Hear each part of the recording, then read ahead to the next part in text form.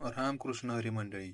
आज 90 days challenge मधला 6वा दिवस. नेहमीप्रमाणे सारखे सकाळी उठल्यानंतर आपण सर्व महत्त्वाची कामे केली. त्यानंतर आपण हनुमान चालीसाचा जप केला, प्राणायाम वगैरे केले, मेडिटेशन केले आणि आपण गेलो रनिंगसाठी.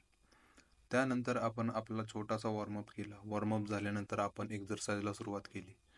एक्झरसाईज वगैरे सगळे झाल्यानंतर आपण घरी गेलो. घरी गेल्यानंतर आपण आपला छोटासा डाएट केला.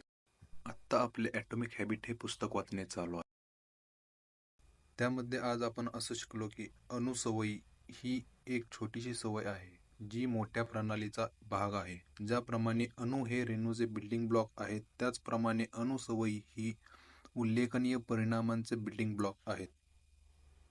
आणि जर तुम्हाला चांगले परिणाम हे हवे असतील, तर ध्येय निश्चित करणे विसरून जा. त्याऐवजी तुमच्या सिस्टीमवरती लक्ष केंद्रित करा. त्यानंतर आपण संध्याकाळी वर्कआउट केला. 4 लिटर